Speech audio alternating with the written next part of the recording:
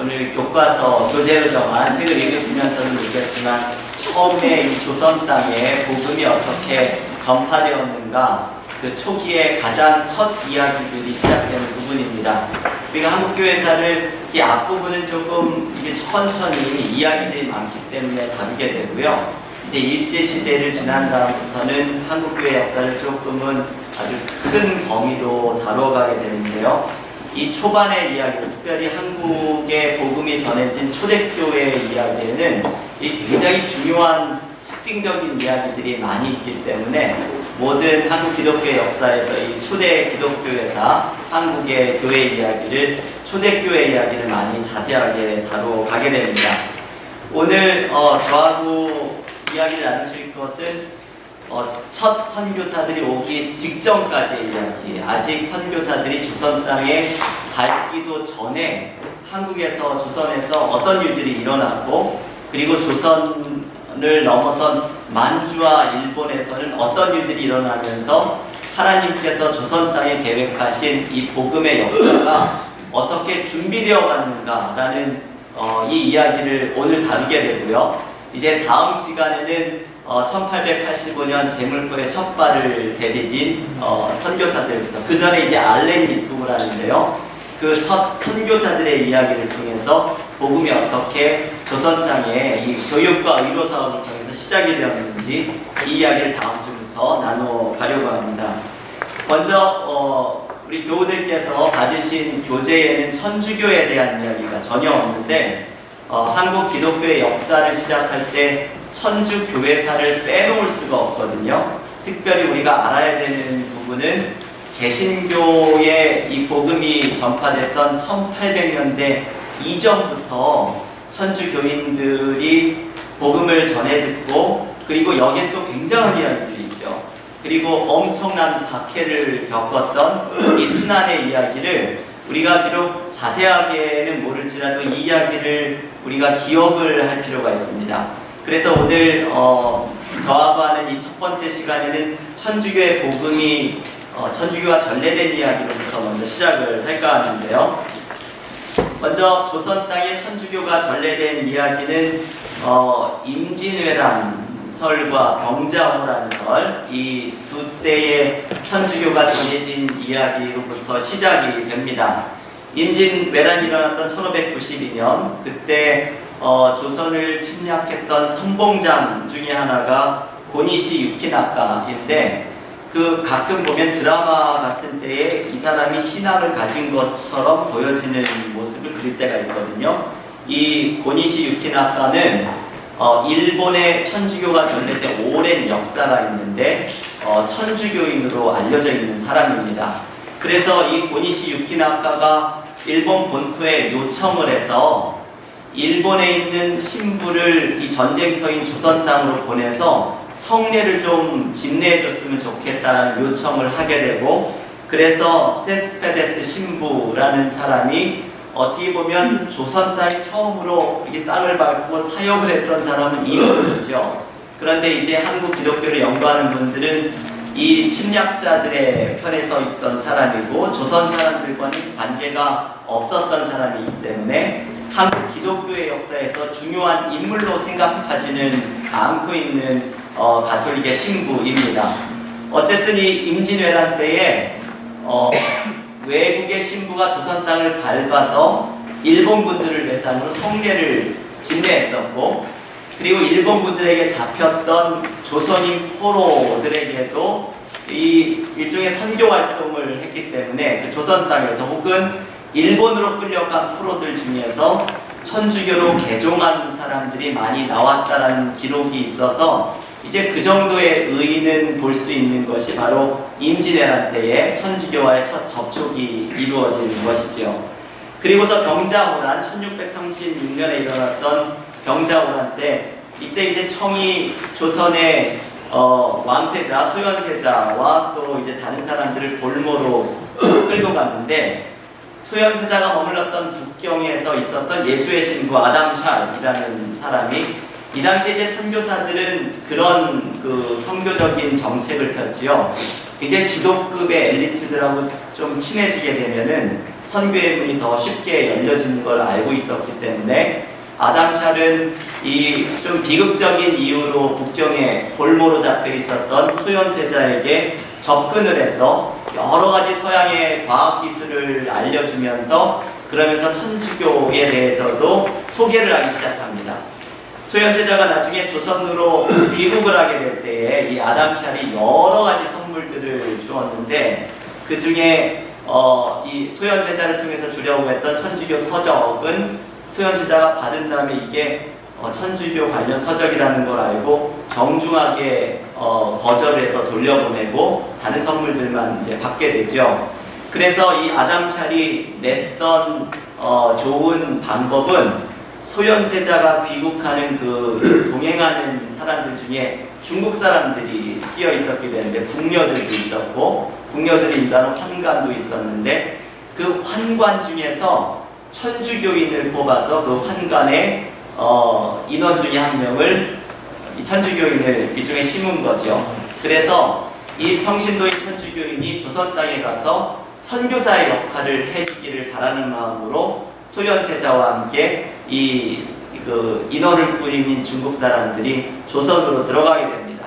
그런데 아쉽게도 소현세자가 귀국한 지 70여일 만에 병으로 갑자기 세상을 떠나게 되고 그래서 같이 갔던 중국 사람들 전부 본국으로 돌아오게 되면서 이 아담샬이 계획했던 조선의 천주교 신앙을 전파하는 계획은 수포로 돌아가게 되죠. 이제 이런 역사들이 진행이 되다가 본격적으로 조선 땅에 천주교가 전래가 된 것은 서학의 연구를 통해서입니다. 우리가 이제 역사 시간에도 이것을 배웠잖아요. 서학은 이 서구의 문물, 특별히 과학기술을 배워서 조선 땅을 조금 더 부흥시켜보자라는 의도 때문에 했던 좀 개혁적인 성향을 가진 학자들이 추구했던 서학에 대한 연구였는데 그 중에서 특별히 천주교에 대한 이 한문으로 번역이 되어 있는 서학서들 이것을 이제 학자들이 읽으면서 천주교에 대한 관심들이 일어나게 되었죠. 그 중에 대표적인 사람이 제가 너무나 많은 인물들이 있기 때문에 많이 뺐는데 이벽이라고 하는 사람이 이 천주교 신앙을 소개하는 한문의 책을 읽고서 굉장히 감격을 받고 친구인 이승훈에게 소개를 해주는데 이 이승훈이라고 하는 인물이 아버지가 중국을 방문하게 동지사로 방문하게 되는 계획이 있을 때 함께 이 아들인 이승훈이 따라갈 기회가 생깁니다. 이때 이벽이 이승훈을 붙잡고서 너 북경에 가면은 우리가 책으로만 읽던 천주교의 성당이라는 데를 한번 찾아가서 신부를 만나보고 그리고 그분에게 성경책이나 여러 가지 책들을 좀 얻어가지고 와라 라고 부탁을 하게 되죠. 그래서 이승훈이 이제 아버지를 따라서 북경에 갔을 때에 천주교 교회를 찾아가서 신부를 만나게 되고 그 자리에서 세례를 받게 됩니다. 이게 이승훈이 북경에 좀 머무르는 동안 일어났던 일인데 그래서 이승훈은 조선 최초로 천주교 영세를 받은 인물로 기록이 되게 되죠. 근데 나중에 이 이야기를 읽어보면 이 부분은 자세하게 다루고 있는 책이 없지만 간단하게 명시가 되는 것이 나중에 이승훈이 좀 천주교 신앙을 떠나게 되는 일이 생겨나게 되죠. 천주교에서 처음에는 아주 완강하게 조상 제사 문제를 절대로 해서는 안 된다라고 반대하는 의견을 냈을 때에 많은 이 서학을 공부했던 사람들이 떠나는 일들이 생겨나는데 그 중에 이승훈도 포함되어 있는 것으로 그렇게 소개가 되고 있습니다. 어쨌든 이 이승훈은 세례를 받고서 최초의 천주교 세례를 받은 인물이 되면서 천주교 서적을 가지고 조선 땅으로 돌아와서는 그 친구인 이벽들과 함께 이벽 등 여러 사람들과 함께 이 천주교 서적을 탐독하는 일종의 오늘 우리가 이 저녁에 모이는 것 같이 연구회를 조직을 해서 아주 깊이 천주교 신앙의 탐독을 연구를 해나가게 됩니다. 그러면서 이벽과 권일신에게 세례를 베풀고 이게 좀 이제 이상한 일이 조금 일어나긴 했죠. 이승훈이 사제도 아닌 사람이 자신이 이제 세례를 친구들에게 베풀고 그리고 신앙이 깊어졌던 세례받은 사람들과 함께 자생적인 교회를 조직을 합니다. 우리도 내가 북경에서 보았던 천주교회를 조직하자. 그래서 이수문이 신부가 되고 그러면서 성례까지 성사까지 베풀게 되는 것이죠. 이게 어떻게 보면 그냥 자기들끼리 흉내를 내면서 천주교회를 만들고 네가 신부해라 하면서 이제 이 모든 것이 시작이 되었던 것이죠. 그런데 이 나중에 교리서, 천주교 교리서를 읽으면서 이게 엄청난 잘못이라는 걸 깨닫게 됩니다. 자격이 없는 신부의 자격이 없는 사람이 세례를 베풀거나 혹은 이 성사를 집례하는 것이 이게 엄청난 일종의 죄이죠. 가톨릭에서는 이걸 독성죄라고 부르는데요. 이게 죄라는 것을 가톨릭 교리서를 통해서를 발견을 하고서 성례를 중지할 것을 요청하고 그리고서는 북경에 있는 중국에 있는 신부에게 사람을 통해 편지를 보내서 이제 올바른 신부를 보내주어라. 우리도 이 교회가 있으니 성례를 집례할 수 있는 분을 보내달라는 요청을 하게 됩니다. 여러분 그 핸드아웃에 보시면 제가 인용문을 하나 써드렸는데요. 어딘지 잘 모르실 수 있지만 그 밑에서 두 번째 문단에 첫 번째 페이지에 밑에서 두 번째 문단에 보면 북경의 신부들이 받았던 충격이 기록되어 있는 것이 있습니다. 제가 한번 읽어볼까요? 아무 신부도 일찍이 예수 그리스도의 이름을 전파한 일이 없는 나라에서 와서는 그 나라의 신앙이 얼마나 기묘하게 보급되었는지를 설명하는 천주교인의 존재는 선교사에게 가장 즐거운 광경이었다. 그러니까 이 중국에 있던 선교사들이 이 서신을 보고 그리고 한국에 생겨났다는 천주교회와 그들도 신부가 있다는 이 소식을 듣고 너무나 깜짝 놀라면서 근데 이게 단순히 이런 잘못을 범하다니 이런 것이 아니라 굉장히 즐거운 충격이었던 것이죠. 어떤 신부도 방문하지 않은 나라에서 공식적으로 선교가 진행되지도 않은 나라에서 자생적으로 천주교에 대한 책을 읽고서 믿음을 갖게 된 사람들이 있고 이들이 중국을 찾아와서 세례를 받고는 한 명이 돌아가서는 이 교회까지 조직을 하게 되는 이렇게 기묘하게 복음이 전파되는 이야기를 듣고서는 이 천주교 신부들이 깜짝 놀라게 되지요. 그래서 결국은 이 일을 계기가 되어서 그 다음 문단에 보시면 조선 대목부라는 게 있는데요. 1827년 교황청에서 조선 땅을 조선 대목부라고 지정을 합니다. 이게 독자적으로 천주교 신앙이 복음되고 교회가 생길 수 있는 포교지라는 것을 교황청에서 인정을 한 것이죠. 그러면서 최초의 조선 땅에 입국한 선교사를 보내게 되는데 중국인 선교사인 주몽무 신부 1794년 12월 달에 압록강을 건너면서 조선 땅에 입국한 최초의 천주교 신부로 기록이 되게 됩니다. 이 이후에 이제 많은 신부들이 조선 땅에 몰래 잠입을 하게 되고 이때는 박해 상황이었죠. 조선은 이 외국의 국교를 열어놓는 이 빗장을 굳게 닫아놓고 세국 정책을 하고 있었던 시기였기 때문에 이 조선에 입국한 신부들은 주로 파리를 근거지를 두고 있는 이 프랑스인 신부들이 중국을 통해서 조선 땅에 들어오면서 아주 은밀하게 복음 전도 사역을 하게 되는데 천주교 신자들이 이 신부들이 오기 시작하면서 폭발적으로 증가하게 됩니다. 그러면서 조선 땅 안에서는 이 새로운 신앙인들에 대한 박해가 시작이 되는데 이 박해의 역사는 제가 지난주에 소개해드린 한국 기독교의 역사 여기 한 30페이지에 걸쳐가지고 박해의 역사를 소개하는데요. 엄청난 박해들이 일어났지요. 대부분은 정치적인 그 알력 다툼이 이게 또 관계가 되는데 한 조선 땅에는 뭐 노론, 시파, 뭐 남인 뭐 이렇게 파들이 많이 나눠져 있었죠. 천주교 신앙의 우호적이었던 정치 세력을 제거하기 위해서 이 박해가 일어나기도 하고 그리고 흥선 대원군 같이 쇄국 정책을 펴고 있었던 사람은 마치 이 서구의 이 열강들이 조선 땅에 들어오려고 하는 데에 천주교의 신부들을 앞세워서 들어오는 것 같은 인상을 받고서 실제 이제 그런 모습들이 좀 나타나게 됐죠. 조금 있다가 제너럴 셔먼호 그 토마스 목사 이야기를 할 때 제가 이 말씀을 좀 드리겠습니다. 그래서 이러한 분위기 때문에 천주교를 박해하는 것이 이 서구의 제국주의자들이 조선 땅에 들어오는 것을 막는 것처럼 생각하는 그러한 분위기 또한 형성이 되어서 천주교인들은 엄청난 박해를 당하게 됩니다. 수많은 사람들이 순교를 당하게 되었죠. 신부들도 다 죽었죠. 주문모 신부, 아까 이야기했던 조선에 처음 들어온 최초의 신부도 이분도 이제 도망을 다니다가 박해가 일어나니까 천주교 신자들이 자기 때문에 더 많은 사람들이 순교를 당할까봐 이 사람은 의금부에 자진 출두해서 결국은 사형을 당하게 됩니다. 이런 그 수많은 순교의 역사 속에서 천주교 신앙이 증거가 되게 되고, 여러분 그 1페이지의 맨 아래쪽에 보시면 제가 그 말을 써드렸는데요.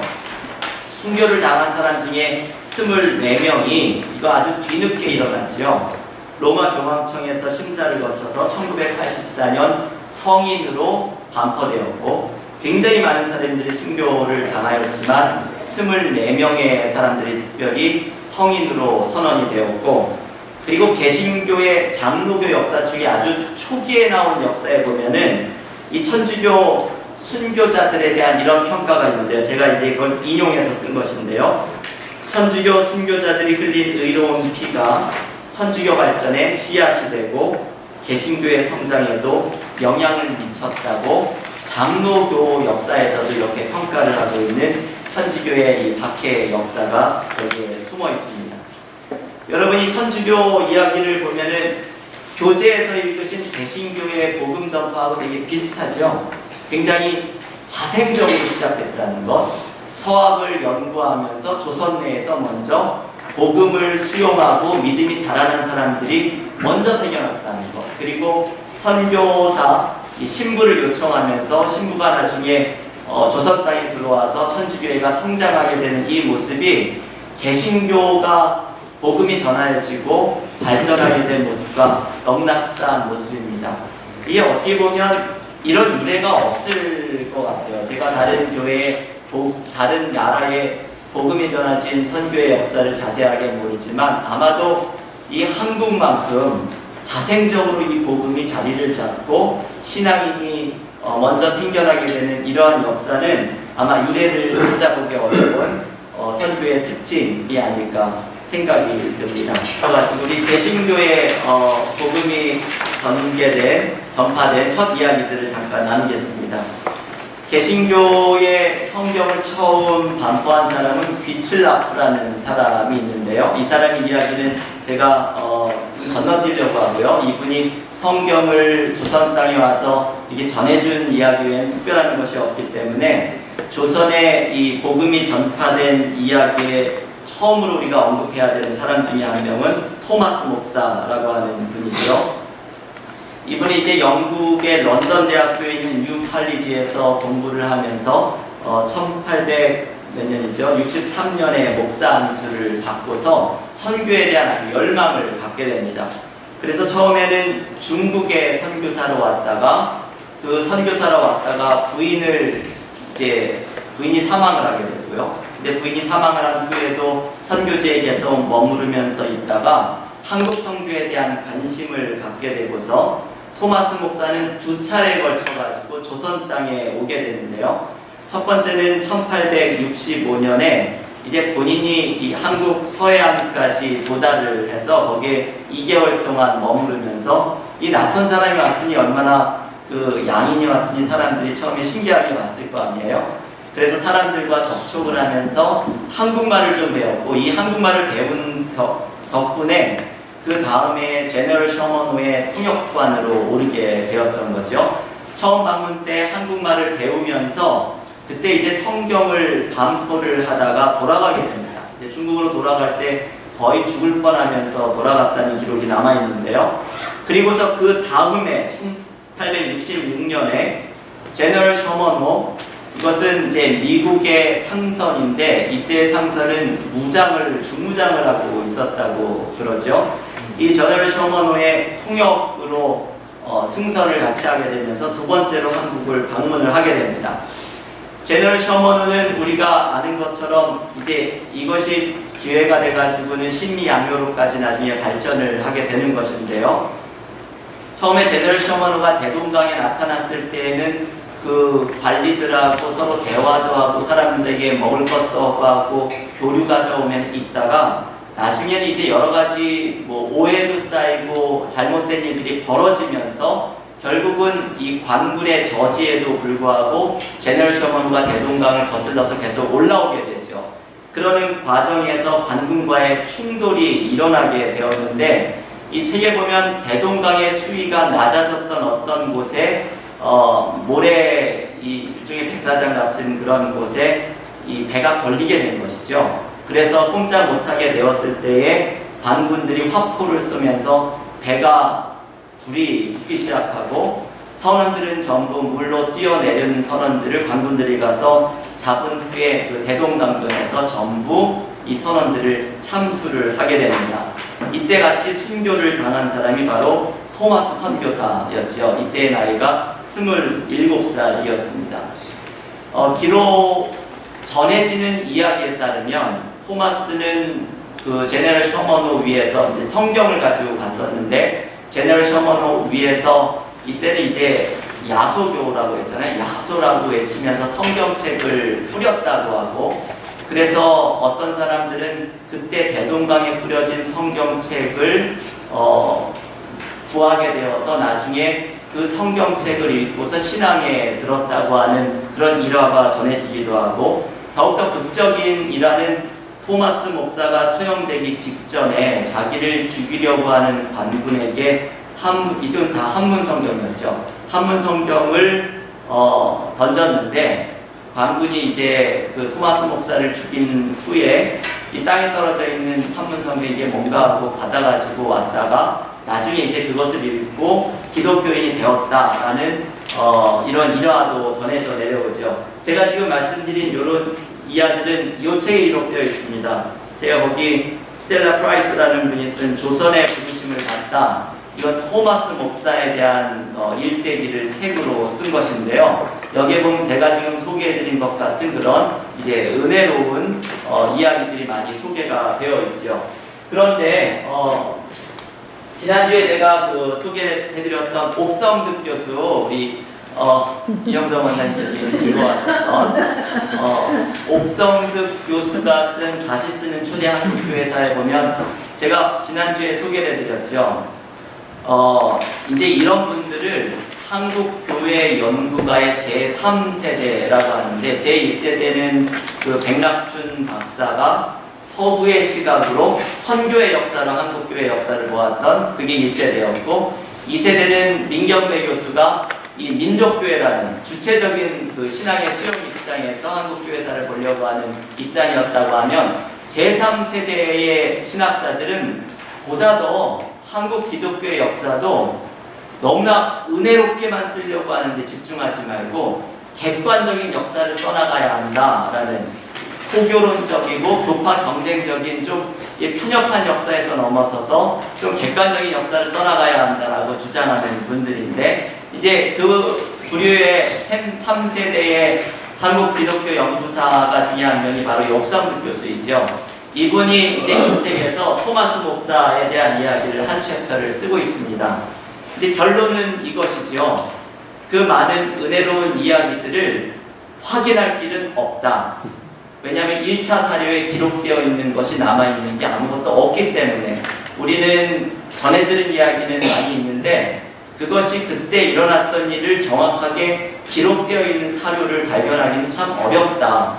그리고 어떻게 보면 이건 제가 덧붙이는 거 아니지만요. 상식적으로 볼 때에 그 죽이려고 하는 관군과 임박한 상태에서 또 성경을 전해주고 받아온다는 것도 일어나기가 쉽지는 않은 일일 것 같다라는 말도 덧붙이면서 이제 토마스 선교사의 목사의 죽음에 관한 여러 가지 그 은혜로운 이야기들의 아우라에 대해서 한번 우리가 생각을 해볼 필요는 어디까지가 사실일지에 대해서는 확인할 길이 없는 것으로 이제 이분은 결론을 내리고 있습니다.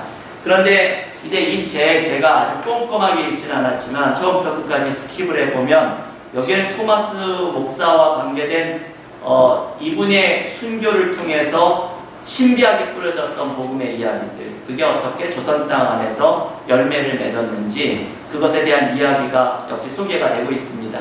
그래서 이게 우리가 어느 쪽일지 물론 학자의 입장에서 1차 사료가 없는 것이 결론을 내리기가 어렵지만 이 토마스 선교사가 조선 땅에서 순교를 하면서 일어났던 그 여파에 대해서는 우리가 하나님께서 이루셨을 열매들이 있을 것을 우리가 믿음으로 생각을 할 수 있을 것 같고요. 그럼에도 불구하고 토마스 목사의 순교가 가지고 있는 중요한 의의를 이렇게 얘기할 수가 있겠죠. 여러분 핸드아웃에 그 부분의 맨 마지막에 보면 제가 그걸 써드렸죠. 제너럴 셔먼호가 이렇게 불타버리고 선원들이 모두 죽은 후에 이것이 알려지게 된 게 신비한 루트로 알려집니다. 조선 땅에 왔던 다른 상선이 천주교인이 이 상선을 찾아가 가지고 어떤 미국 배가 와서 불탔다라는 소식을 알려주고 이 중국 배가 중국으로 돌아가서 이것을 다른 사람들에게 전하면서 미국 사람이 듣게 되고 본국에 보고를 하면서 그래서 이 제너럴 셔먼호의 행방을 추적하는 조사가 시작이 되고 결국은 1871년 이 신미양요가 미군의 군대가 조선 땅에 들어와서 제너럴 셔먼호의 사건을 규명하는 일이 벌어지는데 이것이 계기가 되어서 미국 정부가 가지고 있었던 의도는 그것이었죠. 이 제너럴 셔먼호 사건을 통해서 굳게 닫고 있는 조선을 미국과의 교류로 문을 열어야 되겠다라는 의도를 가지고 찾아오게 되었죠. 결국은 이 의도 때문에 1882년 한미 수호 통상 조약이 체결이 되게 되고 한국과 조선이 이제 국교를 개방한 것이죠. 조선이 최초로 국교를 개방한 나라가 바로 미국입니다. 그리고 이 한미 수호 통상 조약이 체결이 되면서 조선은 이제 예를 중시하기 때문에 하나의 담례 차원으로 그리고 미국이라는 나라를 배우기 위해서 사절단을 파견을 하게 되면서 이제 이 가우처 박사 이야기 조금 이따 나오겠지만 그 사절단이 또 신비한 일들을 경험하게 되고 이제 이런 일들이 벌어지게 됩니다. 그리고 이것은 결국은 미국이 조선이라는 나라에 관심을 갖게 되고 미국 교회의 선교사 파송으로 이어지게 되죠. 어떻게 보면 토마스 목사의 순교의 결정적인 의의는 여기에 있는 것이죠. 토마스 목사의 순교, 제너럴 셔먼호의 사건을 통해서 결국은 미국과의 관계가 열려지고 미국 교회에서 선교사를 파송하는 아펜젤러와 언더우드는 이래서 조선 땅에 오게 되었던 것이죠.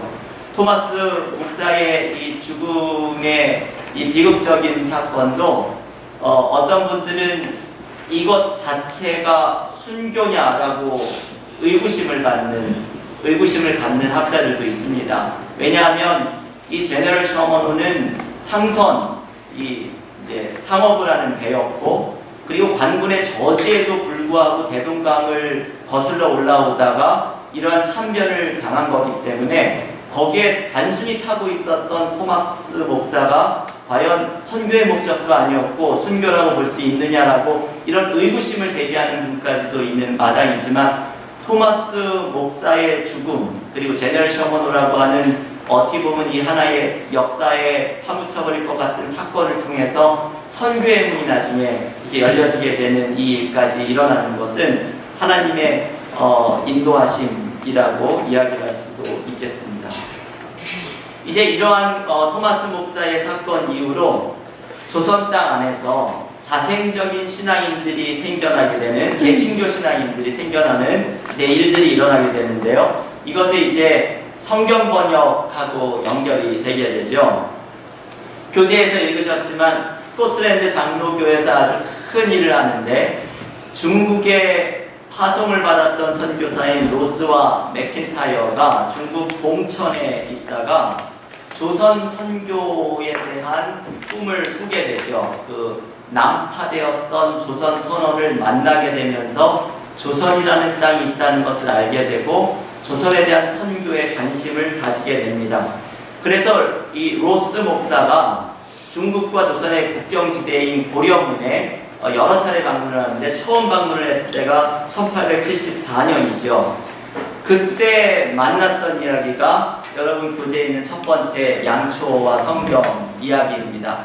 이 로스 목사가 복음을 전하려고 그렇게 막 애를 쓰는데 그 의주에서 온 상인들이 이렇게 관심을 갖고 다 듣다가 결국은 관심을 가진 게 복음 이야기가 아니라 저 옷을 좀 구해다가 팔면 이문이 남겠다 이 생각만 하고 있었던 것이죠.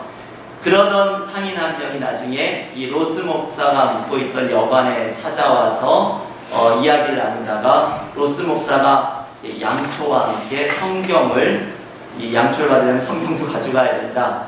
그래서 받아가지고 갔던 이 성경을 아들에게 의주에 돌아가서 전해지게 되죠. 그래서 그 아들이었던 백홍준, 이 백홍준이 최초의 개신교 세례자 4명이 있는데요.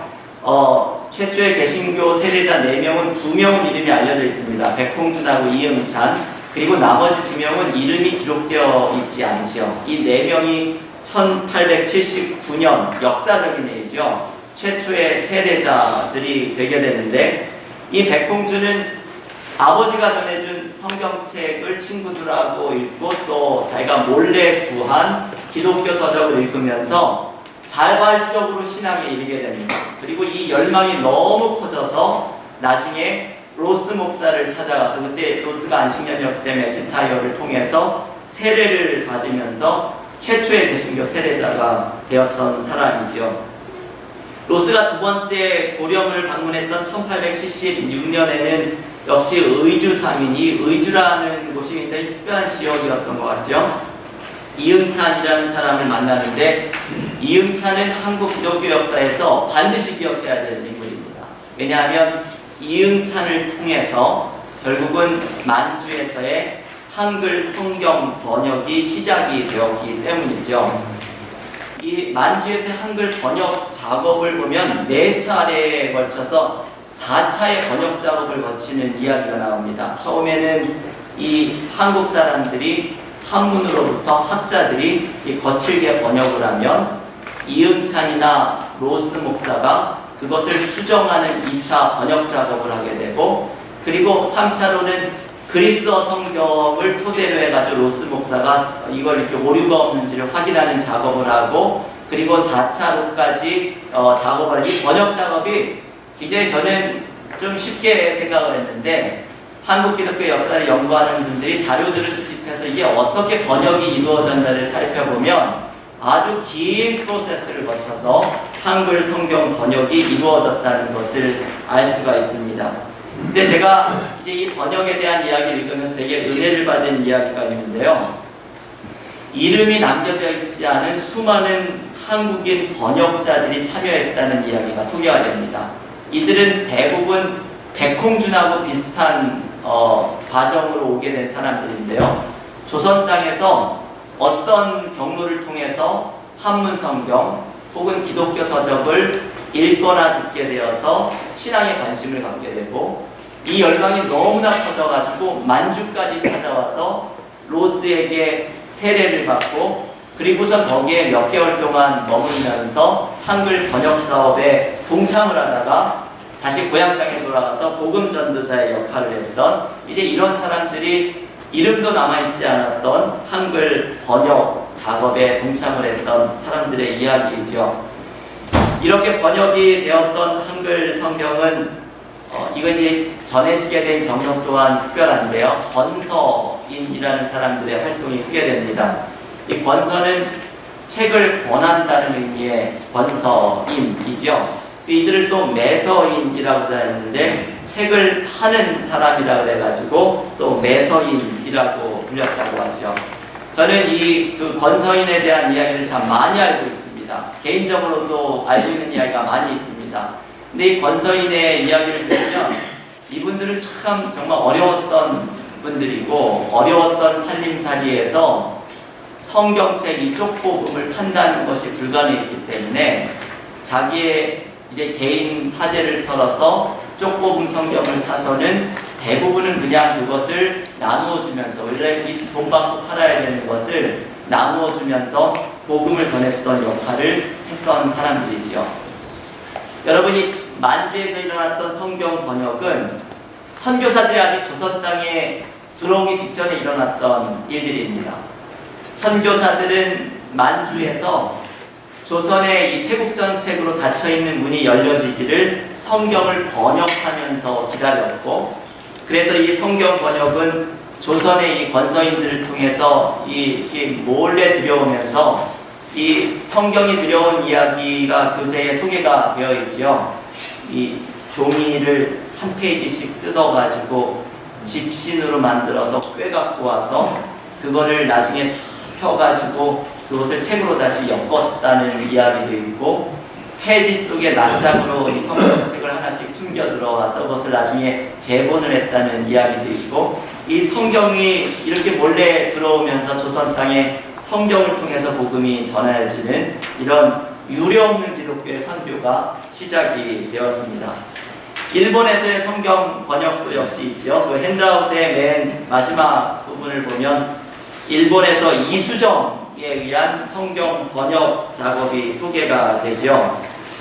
이 이수정은 일본에서 최초로 세례를 받은 한국인 개신교 신자였는데요. 원래는 이 일본에 문물을 배우러 갔다가 농학자인 스다센이라는 사람을 통해서 성경을 전해받고, 이분도 성경을 연구하는 동안에 깊은 신앙에 이르게 되죠. 백홍준도 그렇고 이수정도 그렇고 한국 그 개신교의 복음이 전해지는 특별한 역사는 성경이 가지고 있는 이 놀라운 능력이 사람들을 변화시키고 감동시켜서 복음을 받아들이도록 이끌어간다는 것, 이게 아주 놀라운 한국 개신교 역사의 특별한 특징의 모습입니다. 이수정은 일본에 간 7개월 만에 세례를 받게 되고서, 그리고 이분도 성경 번역 작업에 착수를 하게 되는데, 이수정이 했던 성경 번역은 한문 성경에 토를 다는 식으로 번역을 했다고 하는데요. 그래서 이거를 현토 성경이라고 불렀고요. 신약 성경 그래서 한문에 토를 단 현토 성경을 빨리 번역을 해서, 이수정의 이 성경 번역은 한글이 아니라 한문이었기 때문에 그 지식인들에게 유포가 되는데 아주 유리한 역할을 가지고 있었습니다. 그리고 이수정이 한글 번역 사업을 다시금 시작을 해서 1884년에 마가복음을 한글로 번역을 하게 되는데요. 이때 이제 번역 출간된 마가복음이 이듬해인 1885년에 아펜젤러와 언더우드에 의해서 제물포에 상륙을 하게 되죠. 이게 아마도 이 선교사들이 가지고 들어오도록 이수정이 일본에서 마가복음을 번역, 출간하는 것을 서둘렀던 것으로 보입니다. 이수정의 또 다른 공헌은 미국의 조선 선교사를 파송한 것이죠. 미국 교회에서는 이 이수정의 요청을 조선의 마게도니아인의 부름이라고 알려지게 되었는데요. 바울이 이제 막 아시아 쪽으로 선교를 하려고 할 때 꿈에 마게도니아인이 나타나서 이쪽으로 건너와라 라는 꿈을 꾸고서 유럽으로 선교의 방향을 틀었던 것처럼, 미국 사람들에게는 조선 땅에서 이 이수정이라고 하는 사람이 조선 땅의 선교를 요청한 마치 그 사도행전에 나오는 마게도니아인의 부름처럼 인식이 되었던 인물입니다. 당시 일본에서도 한국을 선교하려고 하는 관심이 아주 부쩍 늘어나게 되었는데요. 이수정이 이것을 강력하게 반대를 했다고 하죠. 지원했던 사람들도 만류를 하면서, 이수정의 내심에는 왜 이런 생각을 했는지는 밝혀져 있지는 않습니다. 근데 이수정은 한국의 개신교가 전해지는 것은 일본을 통해서보다 미국을 통해서 개신교 복음이 전해져야 한다라고 생각을 했던 사람이고, 그래서 이 미국 교회에 선교사를 파송해달라고 그렇게 강력하게 요청을 하게 되었던 것이죠. 이수정의 이러한 노력은 이제 얼마 지나지 않아서 열매를 맺게 되었는데요. 최초의 선교사들이 미국으로부터 파송이 되게 되었던 것이죠. 아까 말씀을 드렸던 이 선교사 파송의 결정적인 계기가 되었던 사건은 그 신미양론 이후에 한미 수호 통상조약이 이루어지면서 조선 땅에서도 미국의 사절단을 보내게 되고, 우리 교재에 있는 은혜로운 이야기 기억하시죠? 이 사절단이 샌프란시스코에서 시카고로 가는 기차에서 감리교의 가우처 박사를 만나게 되고, 이 사람이 이 낯선 이 조선인들을 보고 말을 걸기 시작을 해서는 조선에 대한 관심을 갖고 조선에 선교사를 보내야 된다고 하는 이제 후원군과 함께 시작이 된 것이 감리교에서는 아펜젤러를 파송하는 것까지 연결이 되고, 그리고 이 이수정의 호소문이 장로교에서는 결국 원더우드를 파송하는 것까지 열매를 맺어지게 됩니다. 이게 초기 한국 개신교가 선교의 문이 열려지기 직전까지 일어났던 일들이 이렇게 소개가 될 수가 있죠. 저는 오늘 이야기를 하면서 세 가지를 좀 제가 느낀 것을 좀 말씀을 드리고 싶습니다. 오늘 배우는 선교, 이 기독교의 역사에서 우리에게 좀 교훈이 되는 그런 말씀인데요. 첫 번째는 성경의 능력이죠. 이 성서라는 책이 얼마나 놀라운 은혜와 능력을 가지고 있는지, 천주교 또한 서학이라고 하는 연구를 통해서 자생적으로 신앙인들이 생겨나게 되었고, 기독교가, 개신교가 전해진 것도 백홍준이나 또 이수정과 같은 인물들, 그리고 제가 아까 이야기를 하면서 좀 건너뛰었지만 만주의 성경 번역의 맨 마지막에 보면 성경을 출판할 때 식자공이었던 사람이 나오거든요. 식자공이 어떤 건지 아시나요? 그 조판이죠. 기억, 니은 이제 이렇게 된 그 기계로 된 거를 글자를 이렇게 만드는 것이죠. 그걸 이렇게 만들어놔야지 거기에 잉크를 묻혀가지고는 찍어내게 되는 것이죠. 그 조판을 이렇게 기술적으로 넣는, 일반 사람은 시간이 굉장히 걸리지만 이걸 전문적으로 한 사람들은 그걸 빨리 하게 되죠. 그 출판을 할 때 고용이 되었던 식자공, 처음 출판인 누가복음이라는 쪽복음을 출판을 했는데 로스 목사가, 그때 고용이 되었던 식자공인 김청송이라고 하는 사람이 성경을 출판하려고 십자공으로 일을 하다가 성경을 읽게 된 것이죠. 누가복음이 출판된 다음에 이분이 세례를 받게 됩니다. 이 참 성경이 얼마나 놀라운 능력을 가지고 있는지가 이 한국 개신교의 역사 속에서 곳곳에서 드러나는 이야기이죠.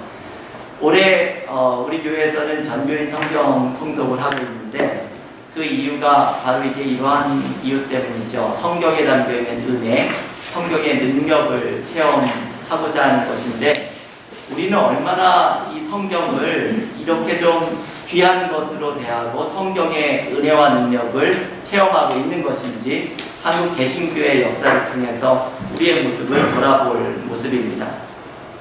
두 번째, 오늘 이 한국 기독교의 역사에서 기억해야 할 것은 자생적인 복음 전파이죠. 이게 천주교도 그렇고 개신교도 마찬가지입니다.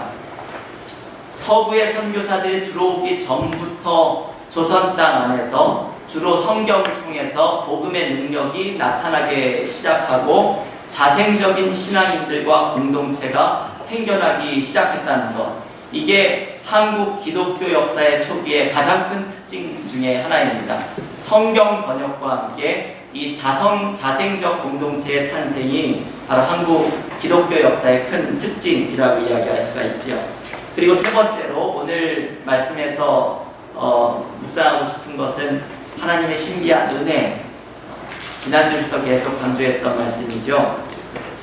토마스 목사의 순교에서 이어졌던, 결국은 미국의 선교사 파송까지 이어졌던 이야기, 가우처 박사를 그 견미사절단이 기차에서 만났던 이 시비한 이야기, 백홍준이 아버지가 만주 봉천에서 받아왔던 이름 모를 책을 통해서 개신교 최초의 세례자 중에 한 명이 되었던 이야기, 이 모든 이야기들은 하나님께서 참 이 모든 일들 속에서 당신의 은혜 가운데 이 조선 땅에 복음이 전해지는 역사를 섭리해가고 계시는 것을 발견을 하게 됩니다. 저는 한국 기독교 역사를 읽으면서 늘 은혜를 받는 그런 대목들인데요. 우리의 삶 속에서도 하나님께서 당신의 신비한 섭리 가운데 우리의 삶을 은혜 가운데 인도하여 주시는 그 하나님의 인도하심을 우리도 매일 경험하면서 살아갈 수 있기를 간절히 기원합니다.